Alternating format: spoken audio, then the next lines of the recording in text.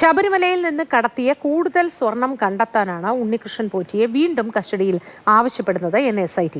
ഉണ്ണികൃഷ്ണൻ പോറ്റിയെ പങ്കജ് ഭണ്ഡാരിക്കും ഗോവർദ്ധനും ഒപ്പം ഇരുത്തി ചോദ്യം ചെയ്യണമെന്ന് SIT. കൊല്ലം വിജിലൻസ് കോടതിയിൽ ഹാജരാക്കിയ റിപ്പോർട്ടിലാണ് SITയുടെ വിശദീകരണം. ബിനിൽ ചേർന്നുണ്ട് വിശദവിവരങ്ങളുമായി. Binil, good morning. വീണ്ടും ഉണ്ണികൃഷ്ണൻ പോറ്റിയെ കസ്റ്റഡിയിൽ വാങ്ങി ചോദ്യം ചെയ്യണമെന്നതാണല്ലോ ഇപ്പോൾ SITയുടെ ആവശ്യം. കൂടുതൽ സ്വർണം ഹാജരാക്കാനുണ്ട്, അല്ലെങ്കിൽ അതുമായി ബന്ധപ്പെട്ട് നമുക്ക് നേരത്തെ ലഭ്യമായതിൽ കൂടുതൽ സ്വർണ്ണമുണ്ട് എന്നതാണല്ലോ SIT മനസ്സിലാക്കുന്ന കാര്യം. കൂടുതൽ വിശദാംശങ്ങളുണ്ട്. Good morning Moti. എന്തുകൊണ്ട് ഉണ്ണികൃഷ്ണൻ പോറ്റിയെ വീണ്ടും കസ്റ്റഡിയിൽ ആവശ്യപ്പെടുന്നു എന്നതിനുള്ള മറുപടിയാണ് SIT നൽകുന്നത്. അതിൽ ഏറ്റവും പ്രധാനപ്പെട്ട കാര്യമെന്നത് ശബരിമലയിലെ ദ്വാരപാലക ശില്പങ്ങളിലും അതോടൊപ്പം തന്നെ അവിടുത്തെ കട്ടിളപ്പാളികളിലും മറ്റ് രൂപങ്ങളിലുമൊക്കെ ഉണ്ടായിരുന്ന സ്വർണം ചെന്നൈയിലെ സ്മാർട്ട് ക്രിയേഷൻസിൽ കൊണ്ടുപോയി അവിടെ വെച്ച് കെമിക്കൽ പ്രോസസ്സിങ്ങിലൂടെ ആ സ്വർണം വേർതിരിച്ചെടുത്തു എന്നതാണ് കണ്ടെത്തൽ. ഇതുവരെ കണ്ടെത്താനായത് ഗോവർദ്ധൻ നൽകിയ 474 ഗ്രാം സ്വർണവും അതോടൊപ്പം തന്നെ സ്മാർട്ട് ക്രിയേഷൻസ് അവരുടെ പണിക്കൂലിയായി എടുക്കുകയും പിന്നീട് തിരിച്ച് പോലീസിന് കൊടുക്കുകയും ചെയ്ത 109 ഗ്രാം. ഈ തൂക്കത്തിലുള്ള 2 സ്വർണം മാത്രമാണ് SITക്ക് ഇതുവരെ കിട്ടിയിരിക്കുന്നത്. പക്ഷേ അതിനേക്കാൾ കൂടുതൽ സ്വർണം ശബരിമലയിൽ നിന്ന് കടത്തിയിട്ടുണ്ട് എന്നതാണ് അന്വേഷണത്തിൽ വ്യക്തമായിരിക്കുന്നത്. അപ്പോൾ ആ സ്വർണം എവിടേക്ക് പോയി, ആരുടെ കയ്യിലാണ് എന്നത് കണ്ടെത്തുക. അതിനുവേണ്ടിയാണ് ഉണ്ണികൃഷ്ണൻ പോറ്റിക്കൊപ്പം പങ്കജ് ഭണ്ഡാരിയെയും ഗോവർദ്ധനെയും ഒരുമിച്ചിരുത്തി ചോദ്യം ചെയ്യണമെന്ന് SIT പറയുന്നത്. ഈ 3 പേരെയും ഒന്നിച്ചിരുത്തി ചോദ്യം ചെയ്യുമ്പോഴാണ് ഇവരുടെ മൊഴികളിലെ പരസ്പര വൈരുദ്ധ്യങ്ങൾ മനസ്സിലാക്കാൻ കഴിയൂ, കൃത്യമായും വിവരങ്ങൾ എടുക്കാൻ കഴിയൂ എന്നതാണ് അവർ ചൂണ്ടിക്കാട്ടുന്നത്. അതിനു വേണ്ടിയാണ് അന്വേഷണ ഉദ്യോഗസ്ഥനായ SP S ശശിധരൻ കൊല്ലം വിജിലൻസ് കോടതിയിൽ ഈ 3 പ്രതികളുടെയും കസ്റ്റഡി ഒരുമിച്ച് ആവശ്യപ്പെട്ടിരിക്കുന്നത്. കോടതിയിൽ നൽകിയ റിപ്പോർട്ടിൽ എന്തിനു വേണ്ടി ഈ പ്രതികളെ വീണ്ടും കസ്റ്റഡിയിൽ എടുക്കുന്നു എന്നത് കൃത്യമായി വിശദീകരിച്ചിട്ടുണ്ട്.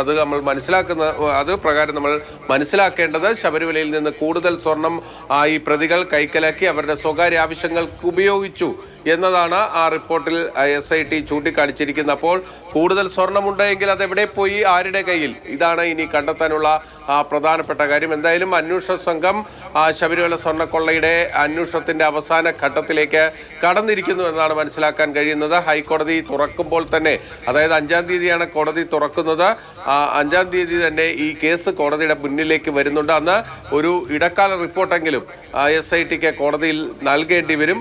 അന്തിമ റിപ്പോർട്ട് അടുത്ത മാസം അവസാനമോ അല്ലെങ്കിൽ അടുത്ത മാസം പകുതിയോടുകൂടി ഉണ്ടാകുമെന്ന പ്രതീക്ഷയാണ്. കൂട്ടാളികൾക്കൊപ്പം ഇരുത്തി ചോദ്യം ചെയ്യുന്ന വേളയിൽ കൂടുതൽ ഉന്നതരിലേക്ക് ഈ കാര്യങ്ങൾ കടക്കുമെന്ന കാര്യത്തിൽ SIT എന്തെങ്കിലും പറയുന്നുണ്ടോ, അല്ലെങ്കിൽ ആ തരത്തിലൊരു തോന്നൽ SITക്ക് ഉണ്ടോ? കാരണം പലരിലേക്കും ഈ അന്വേഷണം വ്യാപിപ്പിക്കേണ്ടതുണ്ട് എന്നതിന്റെ ഭാഗമായി കൂടി PS പ്രശാന്തിലേക്കും കടകംപള്ളി സുരേന്ദ്രനിലേക്കും ഒക്കെ അവരുടെ മൊഴിയൊക്കെ വിശദമായി പരിശോധിക്കുന്നതുമായി ബന്ധപ്പെട്ടും നീങ്ങുന്നുണ്ടല്ലോ.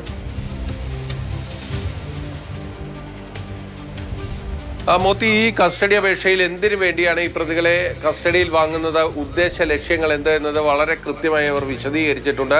ആ ഉദ്ദേശ ലക്ഷ്യങ്ങൾ എന്തായാലും ഉന്നതരിലേക്ക് പോകുന്നതിനെ സംബന്ധിച്ച് ഒരു കാര്യവും അവർ വ്യക്തമാക്കിയിട്ടില്ല. അവർ പറയുന്നത് ശബരിമലയിൽ നിന്ന് കൂടുതൽ സ്വർണം നഷ്ടപ്പെട്ടിട്ടുണ്ട്, ആ സ്വർണം വീണ്ടെടുക്കേണ്ടതുണ്ട്. ഇപ്പോൾ ഈ 2 പ്രതികൾ പങ്കജ് ഭണ്ഡാരിയും അതോടൊപ്പം തന്നെ ഗോവർദ്ധനും കൈമാറിയിരിക്കുന്ന സ്വർണമുണ്ട്, അതിനപ്പുറത്തേക്ക് സ്വർണം പോയിട്ടുണ്ട്.